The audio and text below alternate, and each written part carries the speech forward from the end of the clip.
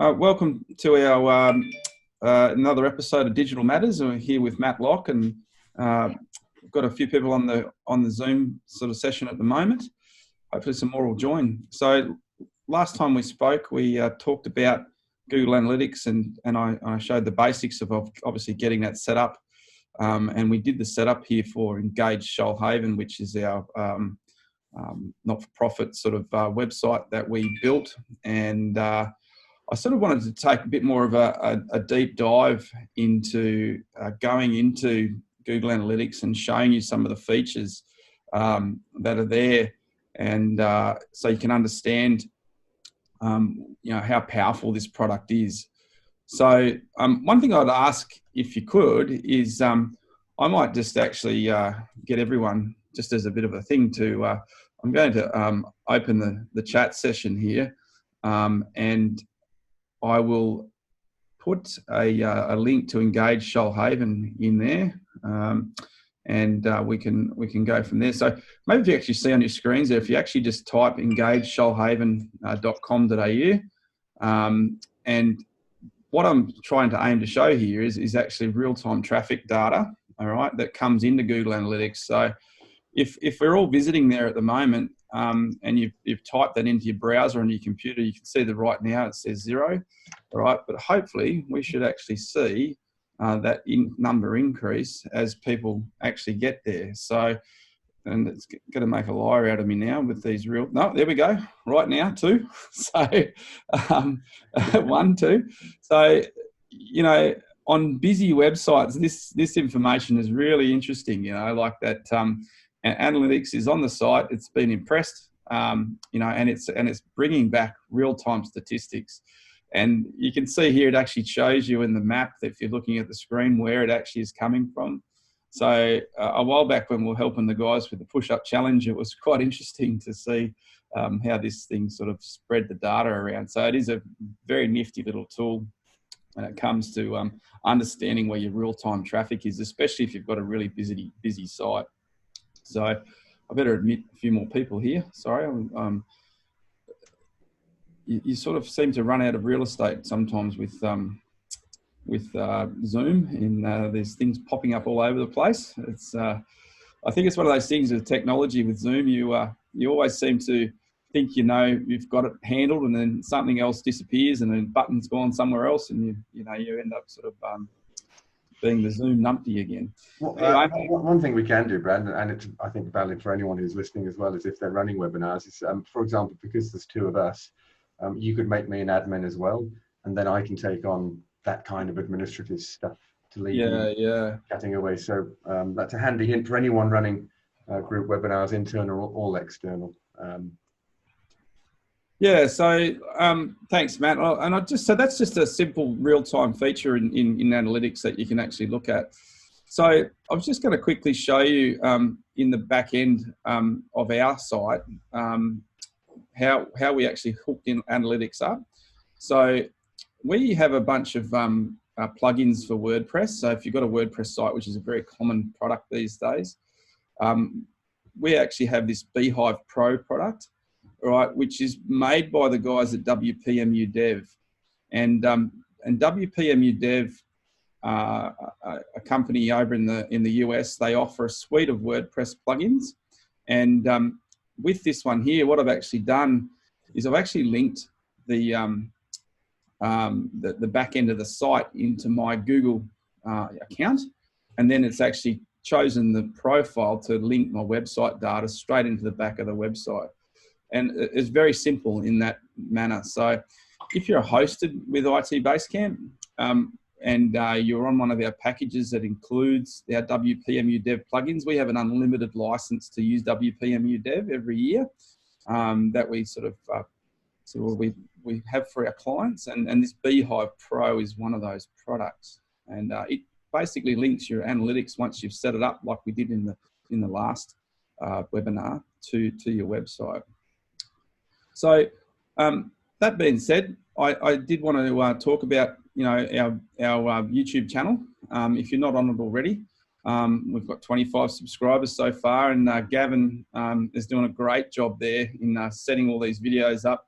with my ums and ahs and putting nice headings and footings on it. But the information's there, and we're getting better as we go along with our webinars, and we're going to continue to do them to bring this digital information to people so that you can help yourself during this period where we're all working from home and trying to work on our businesses.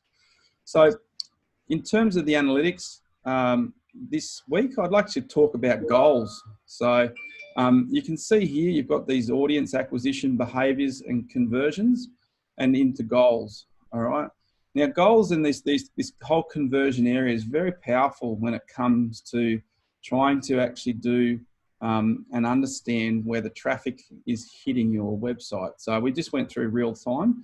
What this is you can't be looking at this thing all the time. So the aim is to show you how to actually set up a goal, all right, on your website, so that if you've got a contact page or you want to actually find out, if you've got a page that you've just advertised and you want to find out how people are getting to there, all right, you can actually create a goal and it'll start recording those goals.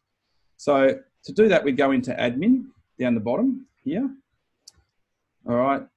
And if you scroll across, I'm just going to pop some of these windows out of the way because I'm a bit short on real estate. Right. So a goal could be you want to achieve a certain number of visits to that site, for example, to that page. It's if you've got, say, you've put a blog post up and you want to see how many people get to that blog post, yep, or how many people click on your contact page, or how they actually get to that contact page, then you can actually set that up. So I've got no goals here in the Engage site. All right, I can create a new goal. All right, so this is under the admin settings. So I've got an all website data view that I've actually set up, which is just the standard view that actually comes up. And now I can actually create a goal. Now, analytics is very smart with this sort of information. They've got certain templates there that sort of will allow you to see, where and how people are getting to things. So, you can actually choose either of these, and you select a template if they've registered online, submitted content, shared read reviews, emailed a link. And the whole idea here is you can use one of these templates, or you can actually go custom, So we might actually go down the custom path, all right? And what we actually do is in here, we're going to say, went to contact page as an example, all right? So it's going to ask you a destination. So I'm going to select that as a destination. This is the example we're going to use at the moment. So I'll hit continue on that, and it's asking us for a web page URL. Now, this is where it might get a little bit tricky for some people, but you need to go back to your website, all right, and work out the page that you want them to get to. So for instance, on this one, I want them to get to our contact page. So if we have a look on our contact page just here, I need that URL just there, which is just the back end after the web address that we need to copy. All right, and I need the / as well.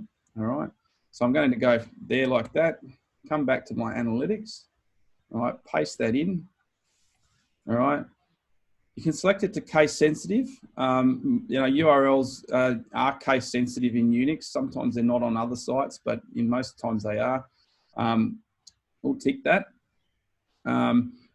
You can assign a monetary value to this sort of thing as well. So we're not needing to do that. We're not sort of trying to sell anything here.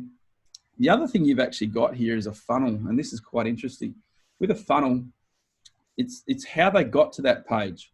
All right. So example here, if I'm just doing a contact page, but say you put up a new blog and you wanted to sort of track the interest in that, but you put a call to action on that blog. All right. And that call to action, you want to track that call to action from that blog. And you maybe have this contact page was your call to action, but your funnel would be that they're coming from the blog. All right. So, you can put something in here like, homepage, if I can spell, and then, and then actually put the screen and page in there. And it should actually, we should be able to put from our base URL there that they're coming from. All right. And, verify this goal, see how often this goal converted from the base of the last 7 days.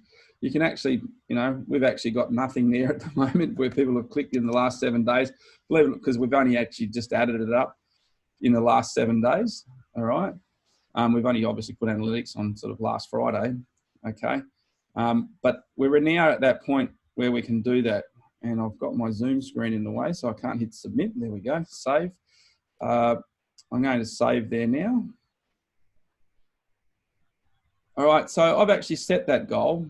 And what should actually happen is we should actually start seeing that information come through as a session is tracked on an analytics user, where they're coming from the homepage and they're clicking on the contact page.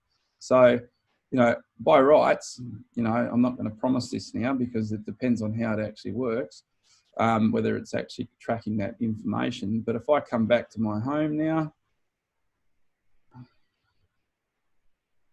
and then have a look at conversions and goals and overview. All right. We haven't got a goal completion yet. I'm not sure how often this updates, but we should start seeing some information in there if the goal is working correctly. Obviously, in all of this sort of stuff, you can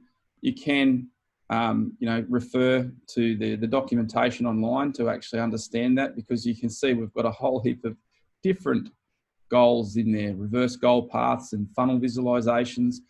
And you can really get quite granular with this to understand, how your traffic is arriving at your site and how it's getting to the places that you want it to be. So it is quite powerful if you're into the statistics side of things. And we find with a lot of our clients that we set these goals up. We do them in conjunction with Google Tag Manager, which is another Google product. And or we use analytics straight like this to see how many people are getting through to a call to action or a contact page or a referral page, and then filling them out. So that's some of the things we'll deep dive into in the next couple of weeks. And how does that, how does that help us? How does it help me as a customer, having that data? So we can gather the data, but how does that help me in terms of how do I interpret that and what can I do? In terms of knowing if there's interaction on your pages and people are willing to go that next step is sometimes really important. Maybe the right message is not there. So you've built a blog and you're trying to get people to engage to buy a product, and that you track from them going to that blog and then going to the call to action on that page to book something or to buy something. And you may see bounces there, or they'll click and then they'll move away from the site. And you can get really granular with this sort of stuff in terms of, they visited the page to book it, but then they didn't. And, so that sort of information is really powerful, because it allows you in your marketing strategy to go, maybe I should, do something different and actually sort of try and change sort of what I'm doing there with things. And it's just the statistics that you need to sometimes make your business. Yeah, absolutely. And can you split test in Google Analytics? So could I have two versions of a page with maybe a different image or different copy and test which one performs better? Can I do that in Analytics, or is that a different piece of software? You can. Be wary of obviously things like duplicate content where you're doing that sort of stuff, and how you actually present that information, because if it sees the same information twice, obviously it's going to go, well, hang on a minute, they're trying to give us the same information in a different format, and we recognize that. Their algorithms are very powerful for that. But again, like if you've got two different mediums and two different referral sources, that's sometimes powerful as well, where you can track that sort of information. We do. Sorry. Yeah. So sorry. But genuine split testing. Yeah. So it sounds like Analytics doesn't allow that, because if it thinks it's duplicate and penalizes you for that, then that's clearly not optimized for split testing. So maybe that's just a different piece of software. Because I understand you could set it up and do 2 pages and analyze them, but Analytics doesn't recognize that as split testing. It's a workaround almost with Analytics, or. I think you've asked me a very question I don't know the answer to at the moment, Matt, but I'm willing to go and do the research. I'm not sure if any of my staff are on the call would know that. At least we can prove these are unscripted sessions. Sorry for that. I'd rather be honest and say I don't know. Yeah, absolutely, of course. And something we can go away and find out. Maybe in our next Digital Matters session we can, because I'm not the I certainly sort of know what I know, but there's a lot of stuff I don't know, and sure. that's something I'd have to sort of go. I think what's probably clear for anyone who is watching and following Digital Matters is it's a complex subject.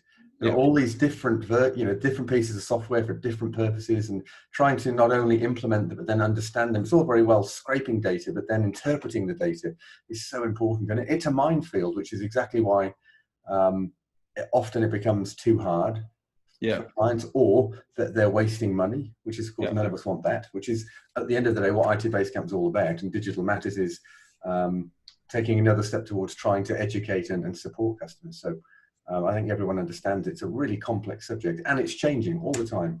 It's a really dynamic environment. Absolutely, and there's always just some new product that's coming out. Yeah. One thing I haven't shown you yet, and we may do in our next Digital Matters, is obviously we talked about hooking the Search Console to analytics as well. And obviously there's a whole raft. If you have a look in admin, there's you can do your Google AdWords linking, and you can do AdSense linking. And there's so much you can do within this Google sort of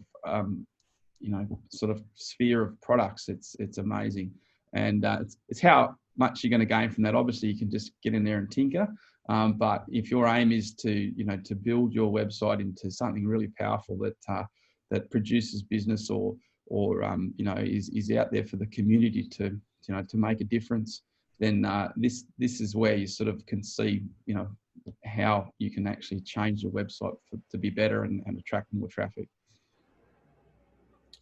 Okay, I think we're at a point in time where we've probably talked sufficiently about that deep dive on goals.